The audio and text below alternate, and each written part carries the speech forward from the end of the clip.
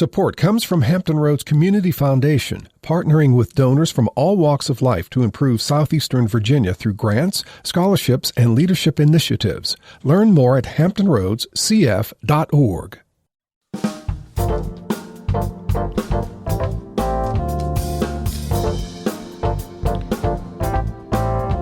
Hello, everyone. I'm Barbara Hamley. Time sure flies when you're having fun. Can you believe this is the final Another View Roundtable for 2025? And what a year it has been. From the inauguration of President Donald Trump, who on day one eliminated all federal diversity, equity, and inclusion programs, to rising costs of utilities, food, and healthcare insurance, to a government shutdown, and more. Our roundtable pundits look back over this year and look forward to 2026. Join us for a great conversation when we return, right after this national, regional, and local news from NPR and WHRO News.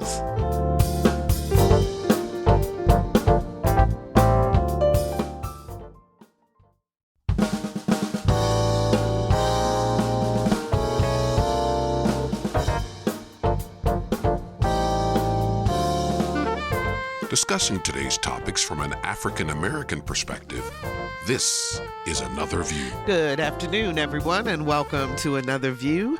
I'm Barbara Hamley. We've got lots to talk about with our Another View pundits, so let's meet them. She's a national speaker, author, leadership consultant, relationship expert, and podcaster. Mom, wife, et cetera, et cetera, et cetera. Hey, Alvean. I always want to add to that, and she doesn't sleep. Exactly. This would be Alvean Lyons. Hi, guys. And Daun Hester is an educator and a politician. She was reelected the treasurer for the city of Norfolk, and she serves on the Abigail Spanberger incoming elect governor transition team. There we go. How you doing, Daun? I am well. Good. And political professional Galen Knoyton is on the West Coast attending a meeting of the DNC, so she couldn't join us today. But we'll catch her next year. And Allison, the comedian Moore, was also unavailable to join us today, so we missed them both. But we are here, and we're going to carry on this conversation, aren't we, ladies? Yes. There we go. So let me start with this. President Trump kicked off his speaking tour in Pennsylvania this week, designated to alleviate concerns about higher prices and stagnant wages. Now, he said, quote, "We're getting inflation. We're crushing it. And you're getting much higher wages. I mean, the only thing that is really going up big, it's called the stock market and your 401k. Then he went on to mock the term affordability.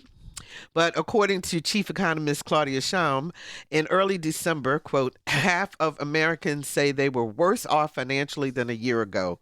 That's not the White House crushing it. That's people getting crushed. Why is there such a disconnect, Alvean? Well, I mean, first I would say is that it is a built-in disconnect as a byproduct of a level of privilege. And I don't mean privilege from a race perspective, because as we've talked about on many conversations before, there are lots of forms of privilege. Absolutely. Economic privilege is one of the biggest. And sometimes that falls along racial and gender lines, and we can talk about the data and the research around those things separately. But the fact is that economic privilege allows us to be deaf and blind to the experience of others. And so many of us were amazed by what we consider to be the greatest Houdini trick in world history for a billionaire to be most representative of the working class. We were completely flabbergasted by the fact that somehow he made that possible.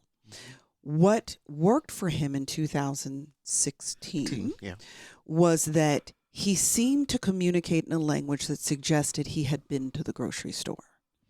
So when you are speaking people's language, whether you've really had the experience or not, often is a secondary thought. It's that you seem to be communicating what I'm feeling, right? What I think is happening now is that two things are true. One, assuming that we do not completely throw our Constitution in the trash, he cannot run again. So the vested interest in knowing and staying with your finger on the pulse of America has greatly diminished because I'm not on the ballot. And what narcissism does Kind to of what us, happens with lame duck folks Precisely, when they're right. in a situation. Okay. But I will also add that the element of narcissism is to not see, hear, feel others anyway. When we perform as if we see, hear, and feel others from a narcissistic perspective or orientation, that's often fueled by the benefit to me by sounding like I hear you, I see you, I understand. But now that there is no benefit to him personally to have his finger on the pulse, the vested interest is to only speak about what my legacy will be. So you are not my legacy. You, the American people, in the same way, may not be the same calculus for me anymore because there is no relationship that we're going to have in that same way in 2028. So now I go to my default zone, and my default zone is to tell you how great I am and the wonderful job I'm doing, which naturally will disconnect you from the very people who were believing in you. But Dawn, and going based on what Alvean just said, then that also means that he's also throwing the rest of the Republican Party under the bus. That's what because happens. that would go right along with that. I think that's what happens when you're sick. And Alvean just explained to us that he is a sick individual. Excuse me. You know, I'm not as correct as Alvean is. She's the relationship person. She'll say it better than me. But I just think that that's what is happening. Everything right now is about him, what is beneficial to him and his family, even though he doesn't say that. And so we are at the, right now, because we don't have our elected, some of them, acting responsible based on the Constitution as it is written. This is what we're getting.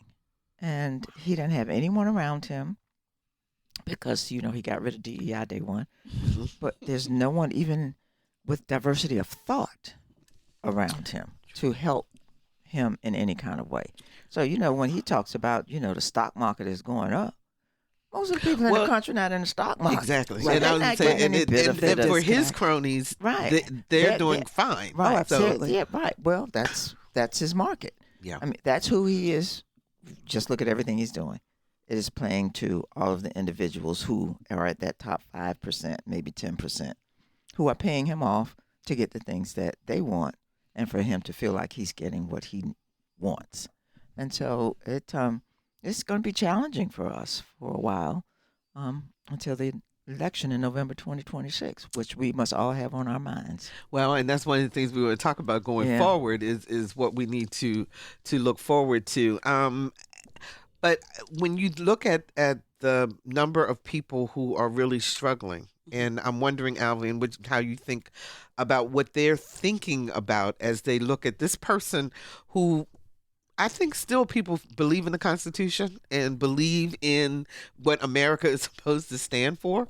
How do they reconcile that? Because you still have people, I was trying to find one of the, a quote, but you have people saying, you know, he's only been in office for a year. Give him a chance. It's going to change. I mean, Don't let me start that conversation. Go ahead, relationship person. Say it right. Well, I mean, the thing is that I think the unfortunate truth that, or the quiet thing that we don't say out loud, is that many of the people who are loyal to him are not loyal to him because of the issues that were espoused to be the reasons why they voted for him. Many of the people who are loyal to him is because he fundamentally represents the way they see the world, the way that they feel about others, the way that they experience connection or disconnection, their sense of belonging or exclusion.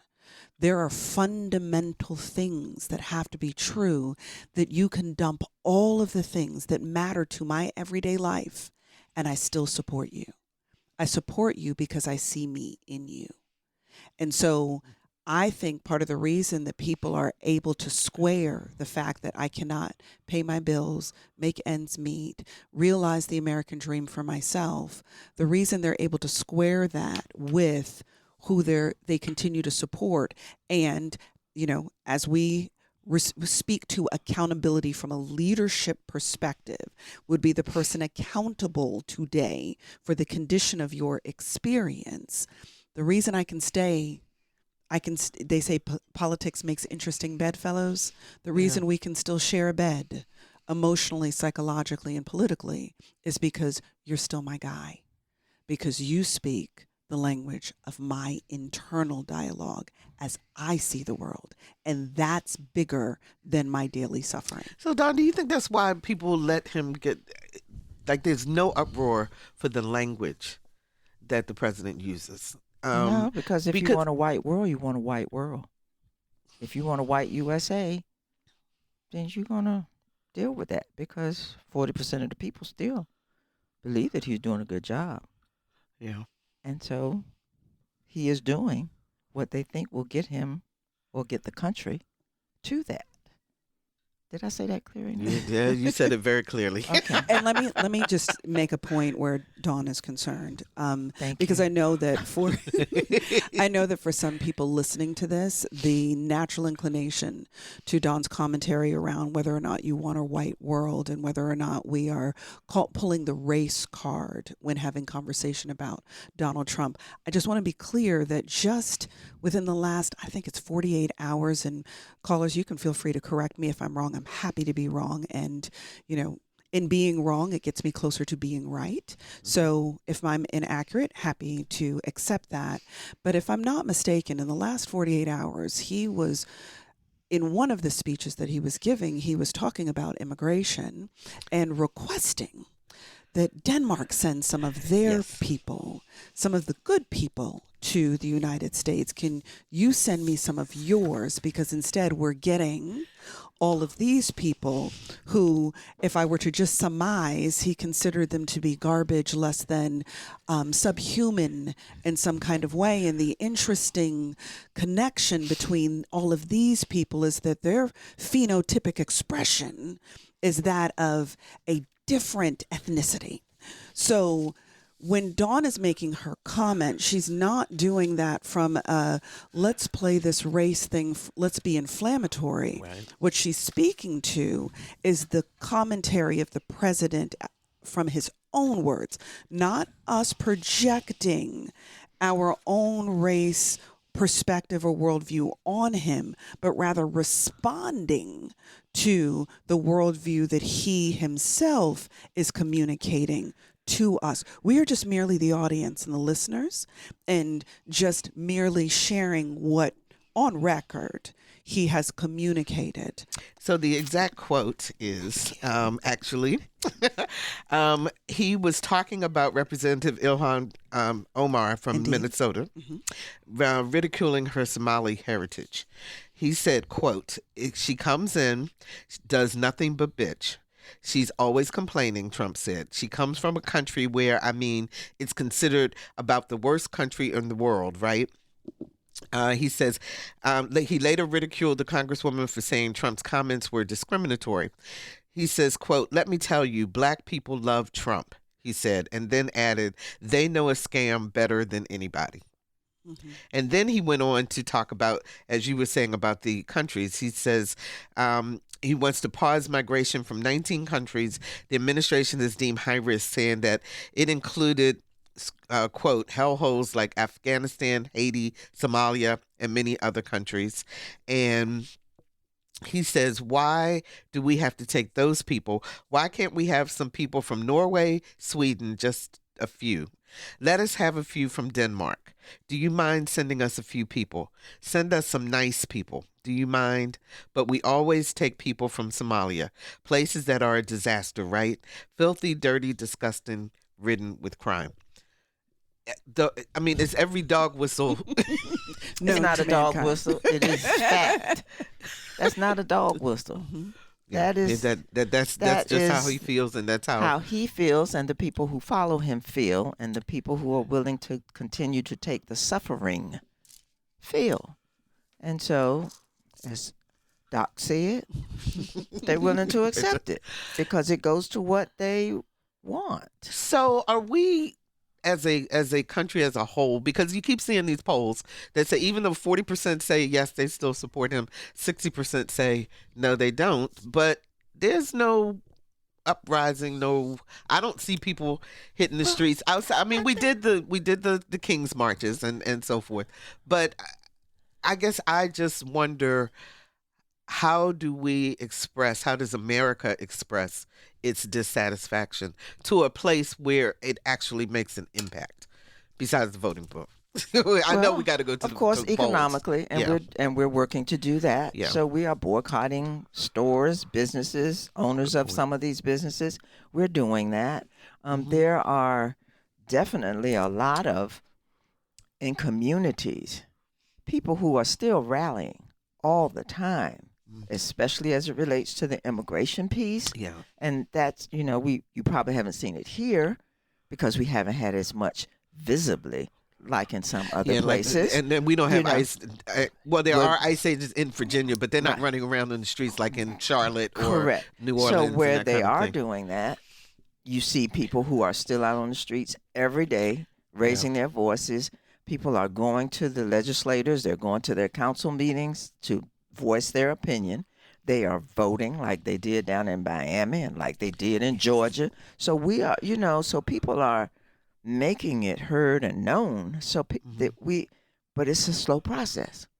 And what I personally don't want is for us to be real slow. Yeah. That's why I said November 26th is where we can at least chop off some of the pain that we're feeling right now. But health insurance, Gayleen not here. But the letters went out. So people know how much more they're going to have to pay. So how much more pain can you take? A news story this morning where a gentleman was saying his policy right now is $65 a month, and his quote for January 2026 was $426. Right. How can you afford that? What are people going to do? That's exactly what Marjorie Taylor Greene was talking about, right? That part of her repositioning, as she conveys it. So I'm very careful to not presume intention for someone else, right? Because I don't want anyone to presume my intent, but you do get to judge me on my actions, right? So, and if I don't like what that judgment equals, then it is my job to change the way that I am acting, behaving, or conducting myself such that the judgment that I would like aligns with my actions. Okay.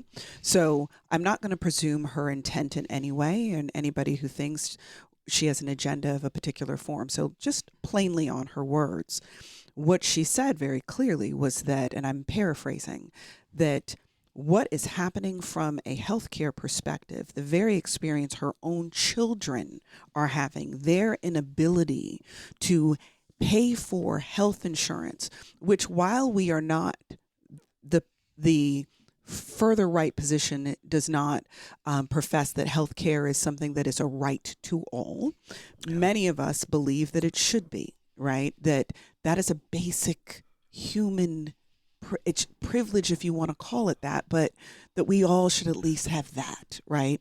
And for those of us from a financial perspective, believe that any American willing to work 40 hours a week should be able to afford to keep a roof over their head, to feed their children, and to have a basic level of existence and dignity in the United States.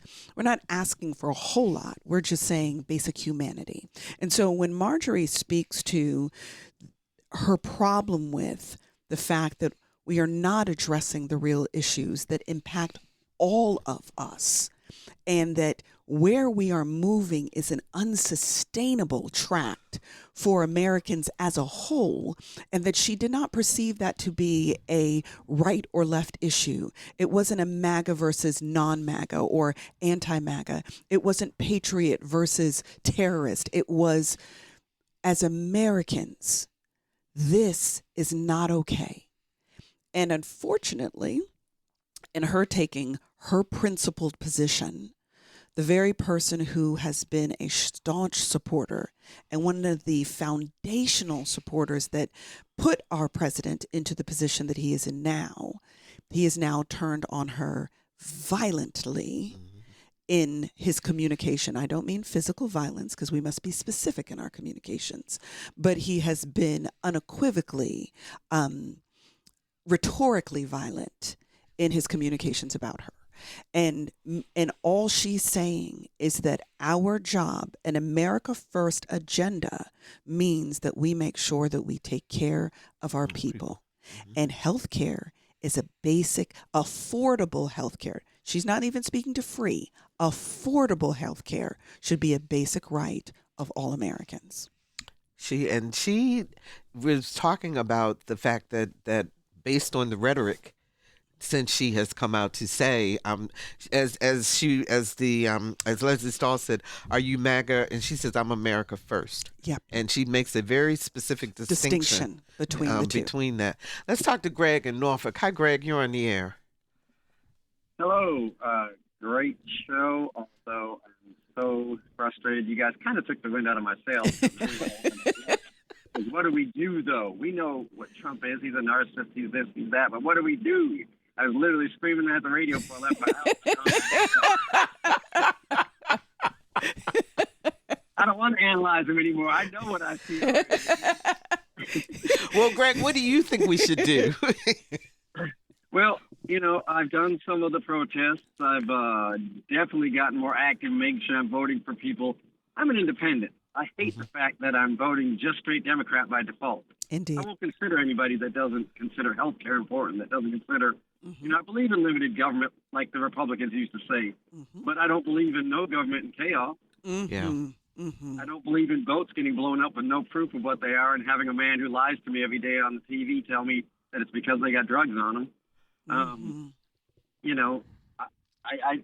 I just feel very like my hands are zip tied behind my back already, Yeah. I think that's a feeling of a lot of people. Do you agree? Thanks, Greg, for the call. We appreciate you. Hang in there. Indeed. And we're going to try to throw you a life jacket right now. Okay. So first of all, I really appreciate Greg, and I share his political perspective, and that I find myself more independent than anything, because I do believe in character. I know it's an unpopular thing apparently these days in America, but I do believe that leaders should have character. And wherever that lands, from an alignment between my principles and my values, your character as a leader, and the positions that you are taking, that combination is how I make my decision about who I cast my vote for. That was why it was very easy for me to cast my vote for President Obama, because all of those things aligned for me, and he will forever be my president, and not because he was the first Black president, because I want to be crystal clear. I find it disrespectful to completely erase his mom, who raised him, and she was a white woman, and her grandparents who raised and loved him, who were white grandparents, in order to merely give him a label, because that to me is absolutely identity politics, because you want to give him a label based on how he shows up, not how he was loved, how he was raised, or how he lived. And that says to me more about you than it says anything about anyone else, if we're going to be technical. Okay. So my love of him is because of the character of man he chose to be, that there was no scandal, that he loved his wife, that he was a present father, that he engaged, that children wanted to touch his head, that he would get down on the floor with them, that he saw you eye to eye. I'm not calling him a perfect man, but I'm saying he was a good human. And so when I cast my vote, I'm casting my vote hoping to choose a good human. Where we are right now with President Trump, and I'm not calling him a horrible person, and we all have narcissistic tendencies. The question is whether or not we are at a malignant level, or whether or not we are at a point that it is so chronic in the way that we orient to the world that selfishness and self-preservation becomes the priority for how we orient. Okay. So what happens when someone orients the way that he orients, and the number, if we just list the number of things that he says that No other president in the modern history. I'm not speaking to when folks would shoot each other in the middle of political arguments. Yes. I'm talking about civilized, modern American history. We would have never allowed that.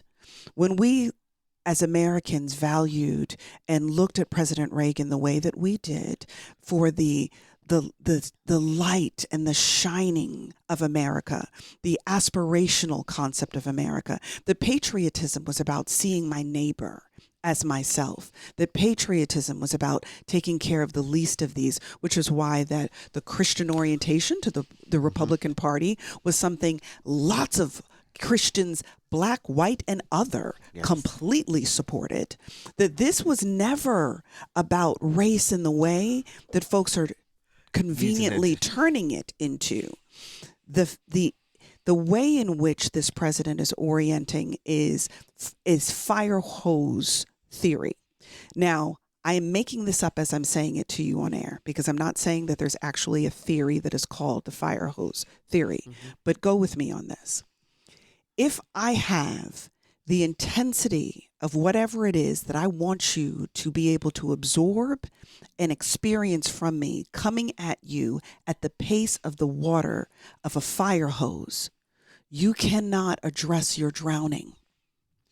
So what we're watching is that I want you to get comfortable with 20 different, and I'm just using an arbitrary number, 20 different things that would individually have been beyond the pale.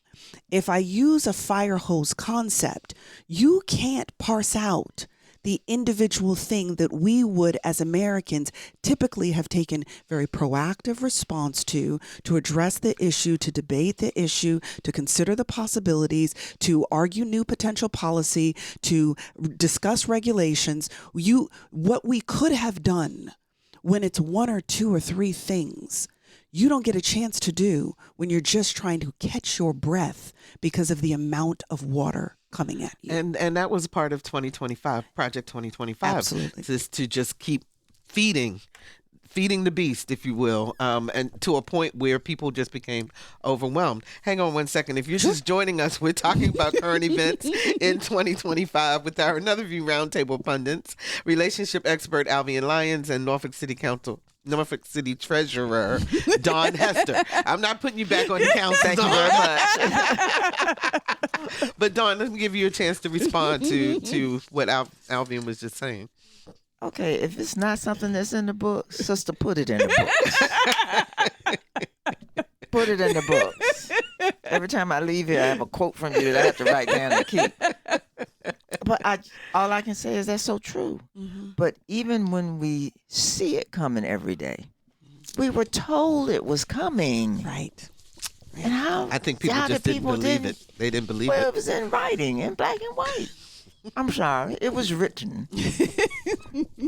And so I do think that that's a fault of many of us. And I don't want to say it's a fault because we've never experienced it before. Anything like this. Yes, correct. So we are having to, as they used to tell me on the council, there are no rules. So we're having to make up the rules as we go along. Mm-hmm. Yeah. And so we're going to have to be forceful in the rules that we are making up to get us through this challenging time and period that we're in. 757-440-2665 or 1-800-940-2240 are the numbers to call to join our conversation. Leonard joins us from Norfolk. Hi, Leonard. You're on the air. Good morning, ladies. Leonard Colvin. Hi, Leonard Colvin with the New Journaling Guide. Retired or journalist. Good afternoon, I should say. How are you?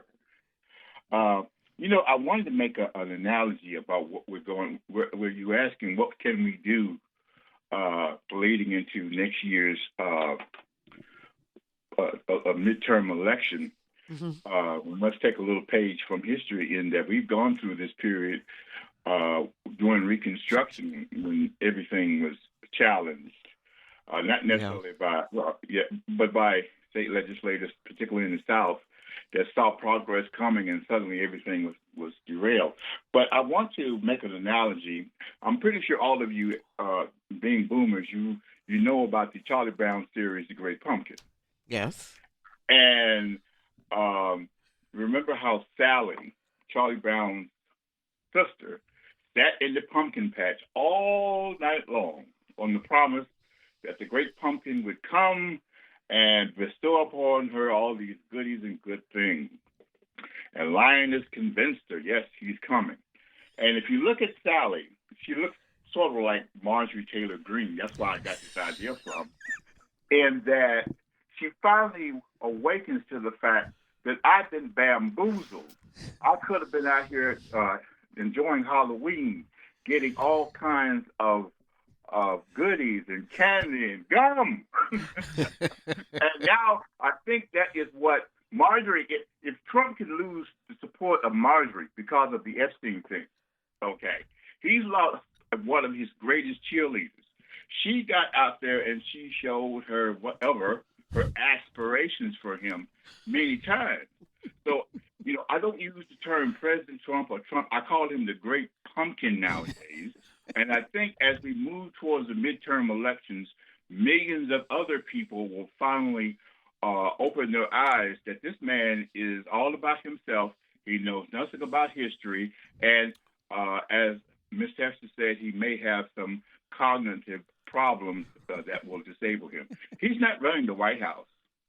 Stephen Miller and his chief of staff are, and all the other people from the Heritage Foundation who put together Project 2025 are moving, as fast as they can to reverse what all of the progress that we've made over the last 100 years. Am I making sense, lady? You are making sense, and we appreciate your phone call, Leonard. Thank you so very much. Actually, that leads right into what I was telling you all about prior to the show, because I was just curious. I asked ChatGPT to send me some information about 2025 and the federal policy changes that directly affect African Americans. They affect everybody, but having a disproportionate effect on Black folks. And there are 6 areas. So civil rights and DEI rollbacks, weakening the fair housing, anti-discrimination, and environmental justice tools, policing policy shifts and reduced federal oversight, the consent decrees that police departments were under have been lifted, and aggressive tactics are encouraged again, voting restrictions and election administration changes, funding delays and DEI removal in education, housing access and community development, and these are all policy changes. So it's not that they put in new stuff, it's that they took away the guardrails over areas that have been problematic for our folks for generations, and now they're rolling them back. And so the question then becomes, if, for example, we have a shift in leadership in 2026 in Congress and so forth, how long is it going to take us to fix it? Or will there be an appetite to fix it? My Daun. original thought. Mike? I was having a cough moment. My original thought is it's going to take until we get a new president, because even if in voting we get the House and the Senate, if he doesn't sign it, it doesn't go anywhere. So those are some of the things that we, have to take into consideration. I've heard some people say it's going to take a generation. I pray not. Wow. But that depends on how soon we're able to cut the hose off as quickly as we can. So at least if we can slow it up, then we can hold it for the next 3 years until we're able to get a new president in place that has values that we believe will make a difference for all people. Do you think, Alvean, there'll be enough Republican senators and Congress people to maybe change their mind before the end of his term in terms of wanting to do something different or recognizing the dangers of what's happening now? So my answer is going to be slightly roundabout. Okay, that's going to tie together my comment about the fire hose theory and Greg's call about what do we do now, and all of which you just so aptly communicated in terms of just even the impact for communities of color.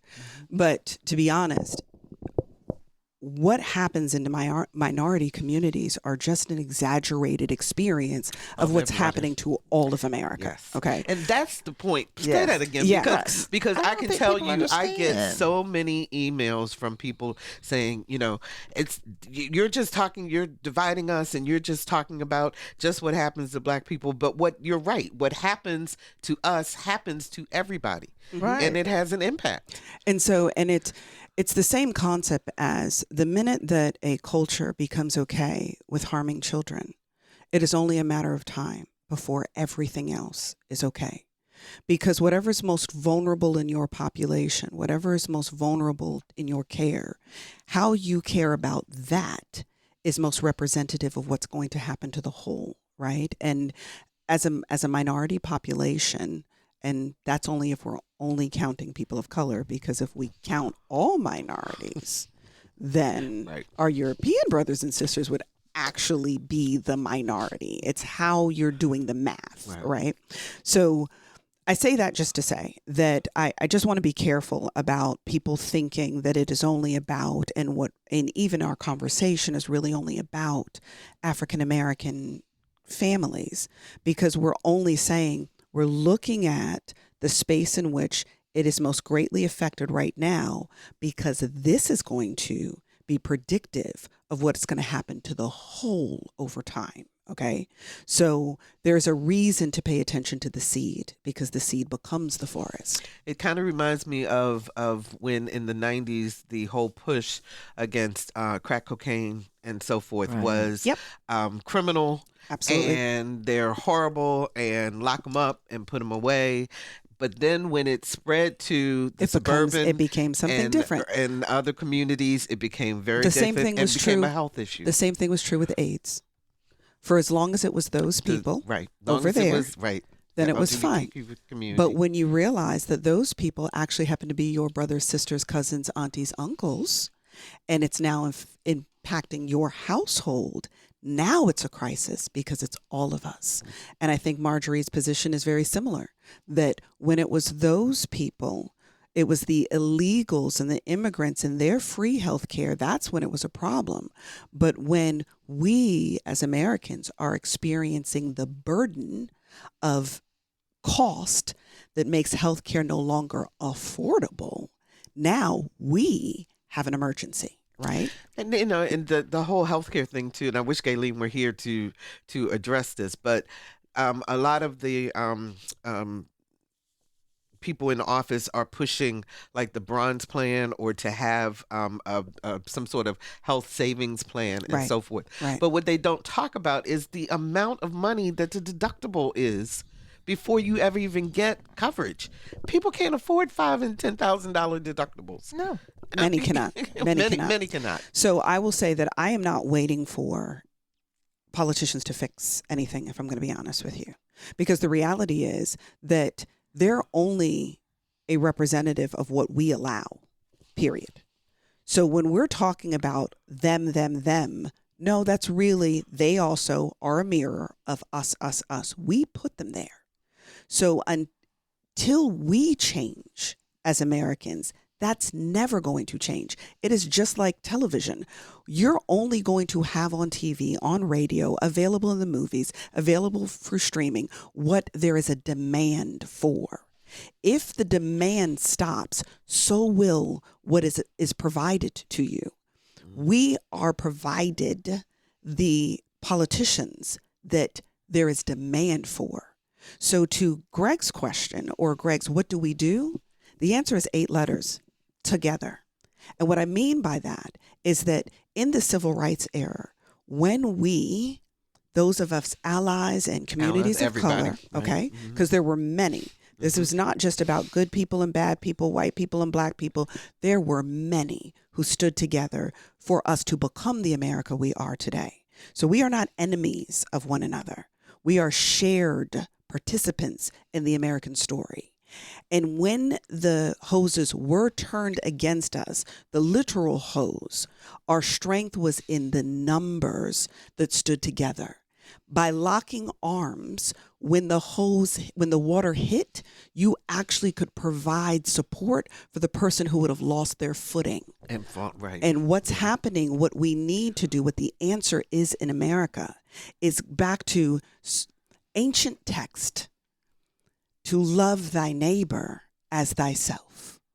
When I see me and you, when I no longer allow us to be separated and othered, we are now locking arms.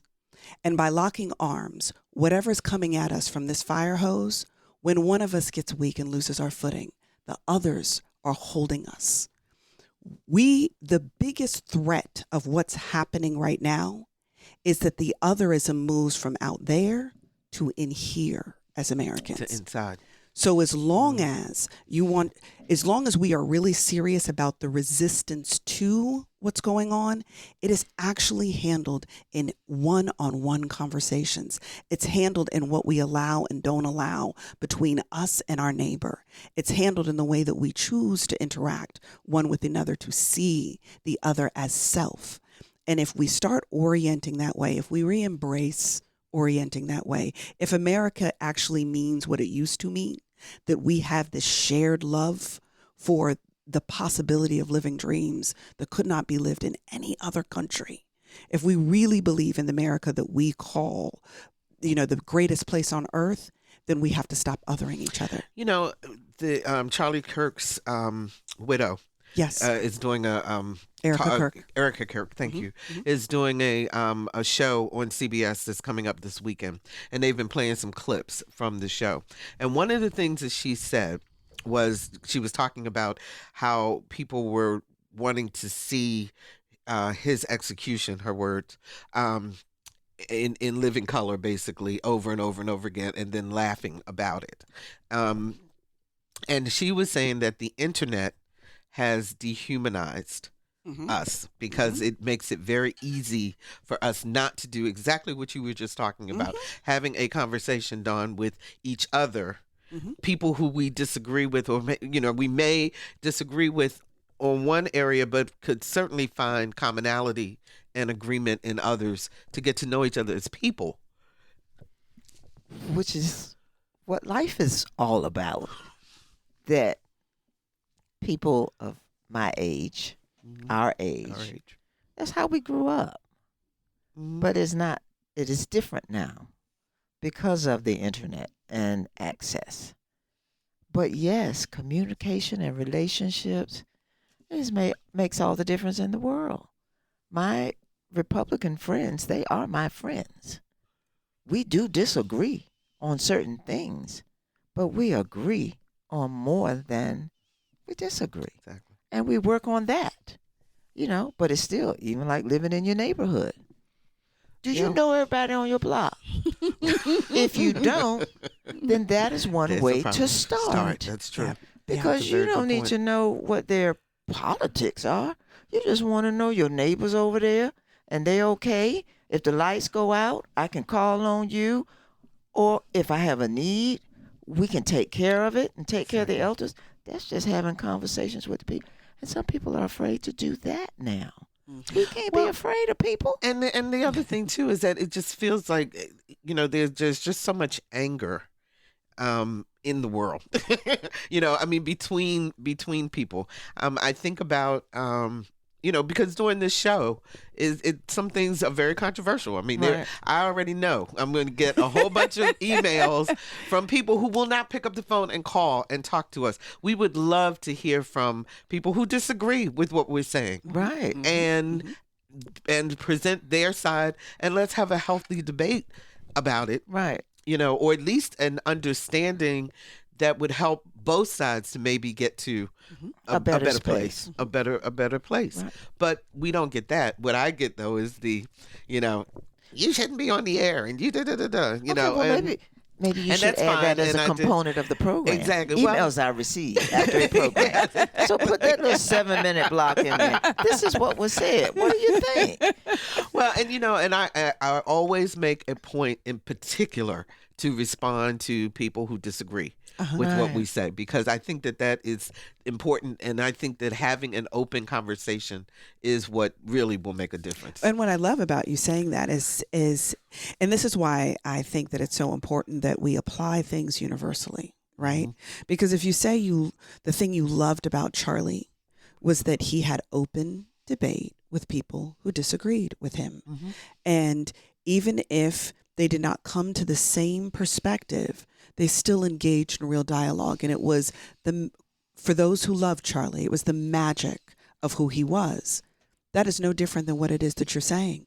So for the same people who have issue with what it is that you're saying will be the same people who think that Charlie Kirk is wonderful. And all I'm saying is apply the perspective equally. That's all I'm saying. Yeah. What do you think is going to be something major that's going to happen in 2026 besides the election? Either one of you have a crystal ball that you want to take a guess at what we might expect coming up? You say besides election. Well, I know the elections are critical. Well, they are critical, but I think even before that, Yeah. it's the redistricting conversation across the country. Okay. That's going to be very important. I think that states are going to take control, and that's where the decisions are going to be made. So we've got to be very in tune to what's happening in our states around the country. We've got to be in tune to the violence that's happening around the world, because we're not the only places that are having challenges. Yeah. So we have a lot in front of us, but there is a resolution. And I think that's the part that we all have to try to figure out how to work to get to. There is a resolution. So hopefully this is driving more civic engagement, more paying attention to things that are happening within our country. Well, I still worry about a group of people being lost, though. because people are just trying to survive. And, they're not paying attention to what we're talking about here right now. They just... Point well taken. Yeah. I mean, it's they're taxpayers who come in to pay their taxes, and they're demonstrating the challenges that they're having. Yeah. So they're just people. They're just trying to live. They're our elders who are just trying to survive. And we have to figure out how we're going to help them do that. I'm hopeful that, and I know it's counterproductive for those of us who make our living on air or in front of audiences, but on some level, I am hopeful that people will turn down the noise and turn to each other. I'm hoping that 2026 will be the beginning of people getting tired of staying in these high levels of anxiety and anger and anxiousness. And I just, because we're not designed as humans to be able to do that. We won't go into the science of it all, but that we don't maintain heightened. It's part of the reason why, saying that America was on red over and over again, eventually people just stopped responding to it altogether, because we can't live at that level. The body is not designed to do that. So I'm hoping that what happens is that we disengage from the noise to turn to each other, to just listen to the conversation instead. I am hoping that we will begin to do that in 2026. I'm going to see if I can get this last call in very, very quickly. Elena joins us from Norfolk. Yes. Hello. Thank you. This is a wonderful program.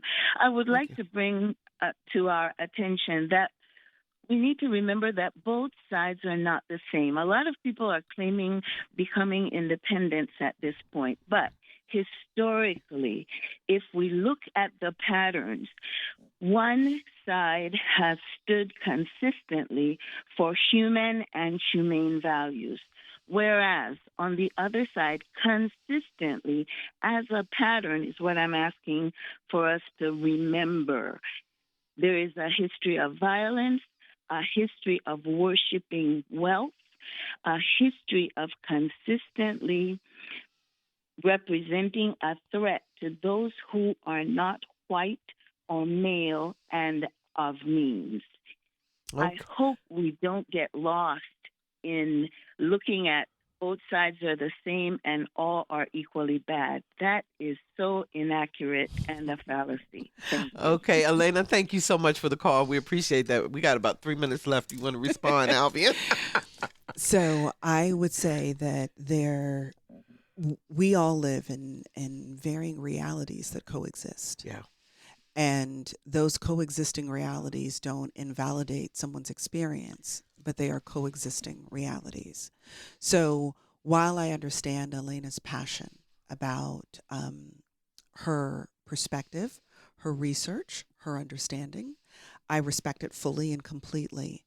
I will just merely say that I have never, in my experience, anecdotally, seen transformation or change or growth happen relationally when I have already decided from the beginning that I am standing on higher ground than you, even if I am. So some of the conversation is not that people are abandoning their historical understandings or truths, but merely that they're embracing more effective ways of being able to move the ball forward. And when someone is on defense, they close their armor, which means that anything I'm saying to you is bouncing off anyway. But when I know that you are genuinely interested in understanding my worldview, I open my armor. And that's where change and transformation happens. And for those of us who are tired of the right versus the left, the others versus the ins, the patriots versus the traitors, for those of us who are exhausted by the stuff that is not helping America get anywhere, we are doing whatever it takes to open each other's armor. Absolutely. Say Merry Christmas, Dawn, to everybody. Yeah, because that's it. That's it. Merry Christmas and Happy New Year to everyone. May it be joyful and peaceful for you and yours. Say, welcome everyone, because there are many holidays going on. Oh, that's right. Indeed. And whatever holiday you celebrate, yes, I wish that it is full of laughter and it is full of love. Yes. And I hope that you are making decisions in 2025 about what did not serve you so that you don't take it into 2026, that we could be better instead of bitter. We embrace the education rather than the injury. And that if nothing else, we are convinced that we will betray ourselves last in 2026, that we may have authentic connection one with another. And you can always get authentic conversation here on Another View. Ladies, thank you so much. As always, I look forward to us getting together again in 2026 and making things happen. As a matter of fact, the Roundtable will be the first show of 2026 when we come back live after our holiday weekend. So that will work out perfectly. Daun Hester, Treasurer at City of Norfolk, Alvean Lyons, who does everything.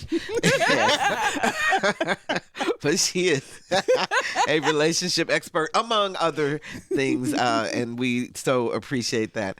And thank you, audience, for the honor of your time with us this hour. You can listen to this show or any of our Another View programs at WHRO.org, on Spotify, or wherever you go to get your favorite podcast.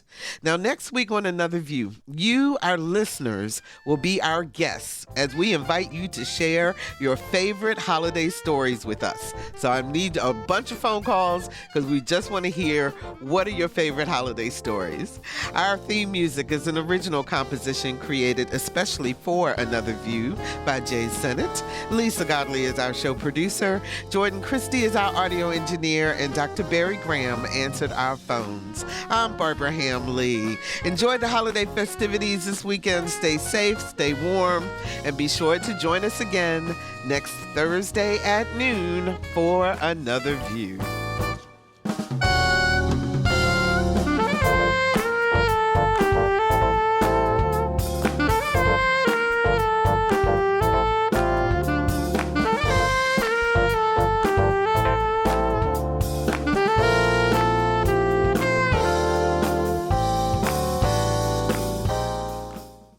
Support comes from Hampton Roads Community Foundation, carrying out your charitable wishes forever, whether it's helping shelter animals, feeding the homeless, enhancing the arts, or supporting students. Learn more at leaveabequest.org.